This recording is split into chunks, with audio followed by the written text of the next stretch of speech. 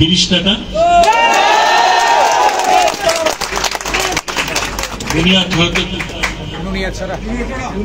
ছয় নম্বর ঘাট থেকে 5 টাকা বেশি হোক। বরিশাল এবং এই অঞ্চলের লোক মামলাবাজ। এখন মাননীয় নৌ পরিবহন উপদেষ্টা ডক্টর শাখাওয়াত হোসেনকে দিচ্ছি।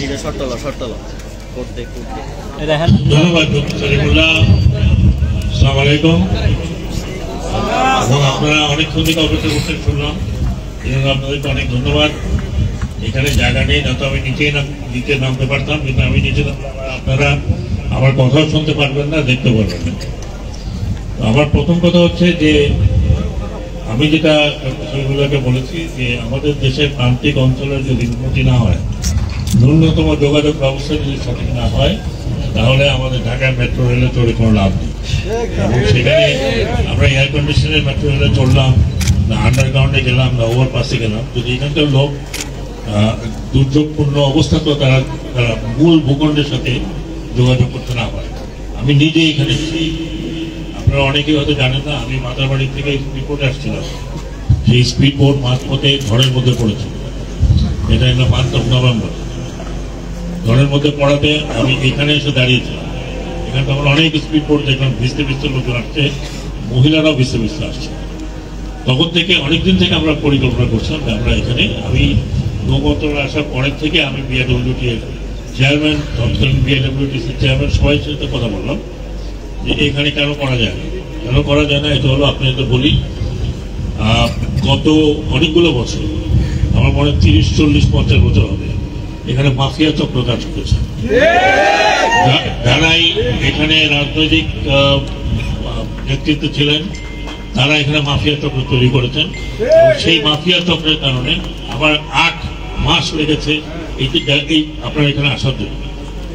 এখন পর্যন্ত আপনারা যেটা বলছেন, সলিমুল্লাহ সাহেব আগে বললেন যে আমরা যেটি থেকে চালাবোর কথা 6 নম্বর যেটা, সেটা আমরা ড্রেজিং করতে পারছি না। আমরা ড্রেজার কিন্তু তৈরি আছে, ড্রেজিং করতে পারছি না, কারণ ওখানে ড্রেজার ম্যাটেরিয়াল যেখানে ফেলবো সেইটা মামলা করে ফেলছি। মামলাতে স্টে অর্ডার আছে, আমি অলরেডি বলেছি যে আমরা অ্যাটর্নি জেনারেলের সাথে আলাপ করে স্টে অর্ডার ভ্যাকেট করবো। মুশকিলটা হলো, আপনারা মনে কিছু করেন, আমার বাড়ি বরিশাল। বরিশাল এবং এই অঞ্চলের লোক মামলাবাজ, কিছু হইলেই মামলা। আমি নিজে ভুক্তভোগী। কাঁঠাল গাছ ছিল বলে এটা এখানে অনেক ইউনিয়ন আমরা ইলেকশন পর্যন্ত করতে পারি। কাঁঠাল গাছ কার, এই ইউনিয়ন না ওই ইউনিয়ন, মামলা 17 বছর ধরে মামলা চলছে, ইলেকশন হয়নি। তারপরে আমাদের অনেক কষ্ট করে প্যাকেট করা হচ্ছে। এইখানে প্রথম ঘাটের জন্য যখন বললাম, এখানে বলে জেলা পরিষদের মামলা, জেলা পরিষদ থেকে ছুটে এলাম, তারপর বলে ইজারাদার মামলা। এখন ইজারাদারও মামলা করছে। আমরা যে সমস্ত জায়গায় এই ইজারার যে চক্র এটা ভাঙতে চাচ্ছি, তারা গিয়ে মামলা করে দিয়েছে, এখানে না, অন্যান্য জায়গায়। তো ব্যাপারটা হলো যে আমরা উন্নতি করতে চাই, কিন্তু ব্যক্তি স্বার্থ এদেশে এত বড় যে ব্যক্তি স্বার্থের কারণে আমরা সময় মতো কাজ করতে পারি। আমি আপনাদেরকে অনেক ধন্যবাদ জানাচ্ছি যে আপনারা অনেকক্ষণ থেকে আছেন। এটা শুরু হলো মাত্র। আমি জানি যে এখানে হয়তো একটা ফেরি দিয়ে বা একটা সিট্রাক দিয়ে চলবে না, কিন্তু আমাদের কাছে তো অনেক ডিমান্ড আছে। আমার যেমন কুতুবদিয়ার কথা বললেন, কুতুবদিয়ারও লোক চাচ্ছে, কিন্তু আমার কাছে এটা উঠিয়ে নিয়ে আসা হচ্ছে আরেক জায়গায়। আমি যখন চাপাচাপি করলাম তখন উঠিয়ে নেওয়া হয়েছে। কাজে আমাদের এখন ওই অবস্থায় নাই যে আপনাদেরকে আমরা 2টা ফেরি দেবো, কিন্তু কিছু আমাদের বড় ধরনের চিঠা তৈরি হচ্ছে, সেগুলো আমরা এই বছরের শেষের দিকে পাবো ইনশাল্লাহ। এটা আপনাদেরকে এখানে 2টো হবে। দ্বিতীয় জিনিস হচ্ছে, কারণ এটা ইম্পর্টেন্স এই জন্য, আপনাদের জন্যই তো হবে তা না।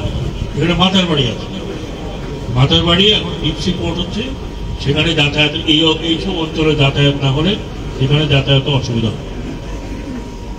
আমরা রাতে চলাচলের জন্য নদী মার্ক করে দিচ্ছি, যাতে রাতেও চলাচল করতে পারে, কারণ এখানে তো নদী মার্ক করা নেই। নদী মার্কিং হলে পরে এটা দিন এবং রাত 10টা, 11টা, 12টার মধ্যে চলতে পারে। আমি এখানে নিজে দেখেছি যে মহিলারা ভিজতে ভিজতে মধ্যে যাচ্ছেন, এটা খুব অমানবিক। কিন্তু একই সাথে আমি বলবো না যে আমরা এখান থেকে স্পিড বোটওয়ালাদের উৎখাত করছি, নট এট অল। আপনারা যদি তাড়াতাড়ি যেতে চান, ওর পয়সা পে করেন, আপনি যাবেন। এটা মুক্ত আছে, যেটা আমরা বন্ধ করছি না।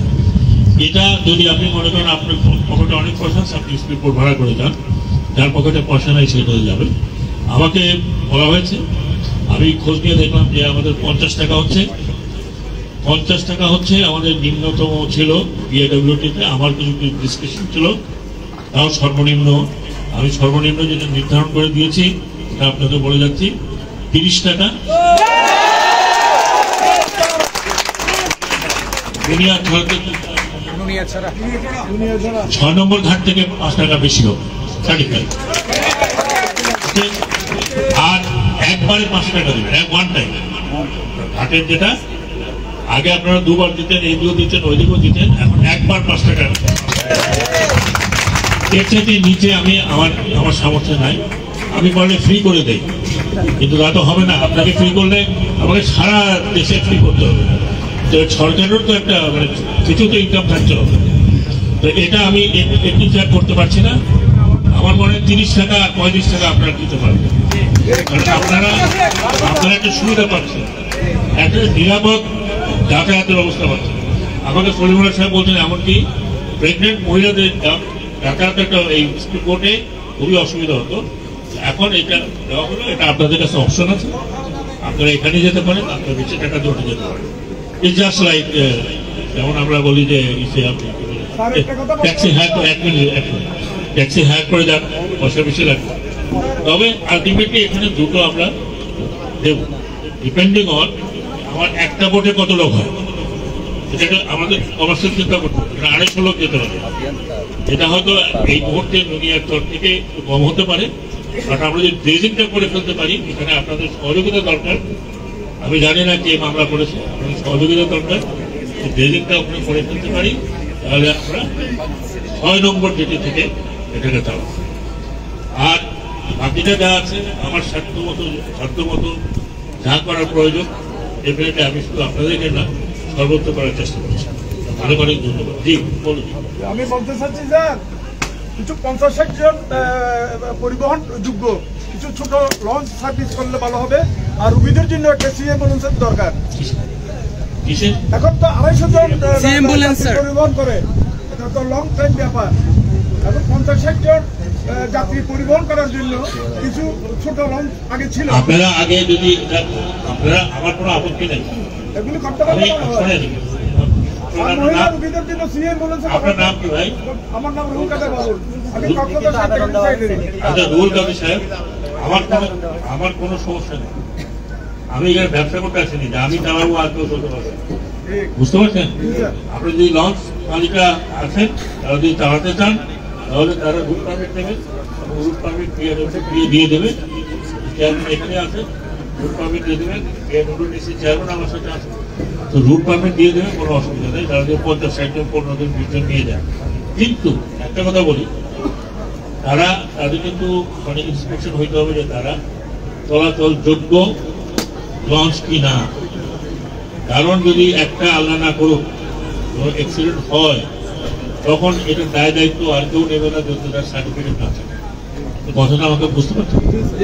সরকারের যে নিয়ম আছে, সার্টিফিকেশনের পরে তারা চলতে পারে। আমার কোনো আপত্তি নেই, আমরা কোনো রেস্ট্রিকশন দিচ্ছি না, বলি না কোনো কাগজ আমার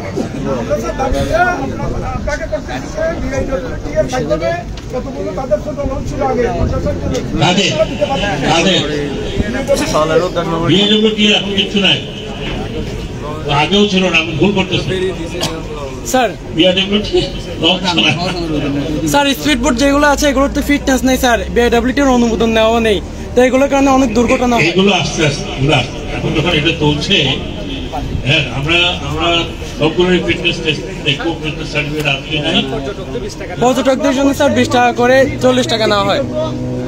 সি অ্যাম্বুলেন্স সব কিনা আমাদের সামনে আমরা ইজারা চাই না স্যার, আমাদের মহিষকালীর একটাই দাবি, আমরা ইজারা চাই না। ইজারা প্রথা পুরো বাংলাদেশে আছে। তাই ব্রিটিশ প্রথা হবে যে আমার কিছু টাকা লাগবে না।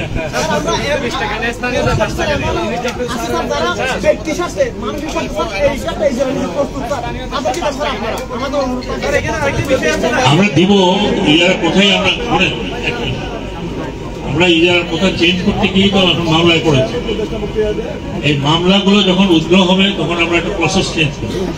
আমরা একই ব্যক্তিকে সে জীবনভর ইজারা নেবে এরকম দিচ্ছে, সেগুলো বলেছি 5 টাকা ওয়ান ওয়ে। আগে ছিল সেটা হবে না, একটা টিকিট করবেন। ইজারা নিয়ে একটা প্রশ্ন ছিল স্যার, এই গাছটা তো 1 কোটি টাকা ইজারা দিয়েছে। এখন স্যার আমরা যারা ব্যবসায়ী আছি আমরা সর্বোচ্চ স্যার ধরেন এটা 1 কোটি 20 লাখ টাকা চাইতে পারি, কিন্তু এখানে এমন লোক আছে যারা হচ্ছে এটা 2 কোটি টাকা ওপেন টেন্ডার দিয়ে দিবে। সেই ক্ষেত্রে হচ্ছে আমরা যারা সাধারণ ব্যবসায়ী আমরা যারা চাই আমরা পারবো না স্যার। আচ্ছা ঠিক আছে, আমি আমি আমি চিন্তা করে দেখবো ইজারা শুধু লোকাল লোকদের দেওয়া যায়। একটা কথা স্যার এটা নির্দিষ্ট লিমিট করা যায় কিনা? রাখেন 2023 সালে এখানে এই জায়গা হয়েছিল 45 লাখ টাকা, এখন শোনা যাচ্ছে এটা কোটি টাকা ছাড়িয়ে যাচ্ছে। 2 বছরের মধ্যে এত বাড়ানো শোনেন, ও 2 কোটি টাকা দিয়ে 10 কোটি টাকা দেয়। আমার কথা হলো ইনফরমেশন বললাম সে 10 কোটি টাকা দিয়ে ইজারা নেই, সে 5 টাকা নেবে, 5 টাকার 1 পয়সা বেশি নেবে তার ইজারা বাতিল। পর্যটক থেকে 20 টাকা নেওয়া হয়, পর্যটক থেকে 20 টাকা নেওয়া হয়। স্যার পর্যটক থেকে 20 টাকা করে 40 টাকা নেওয়া হচ্ছে। মালামালের জন্য কোনো ইজারা দেয়কে বলা হয় নাই যে শেষ পয়সা নেবে। ওটা আপনাকে বলছি, 5 টাকা এর বেশি 1 পয়সা সে দেবে, তার কর্তৃত্ব নাই।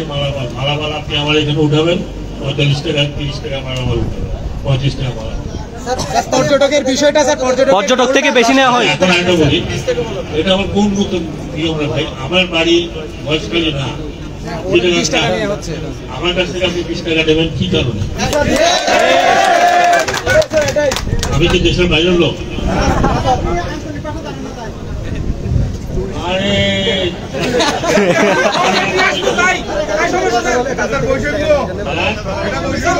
এইখানে শোনেন, চিটাগাংয়ের অনেক লোক আছে আঞ্চলিক ভাষা জানে না। হ্যাঁ, তো আপনার ভাষা না জানলে আপনি আমাকে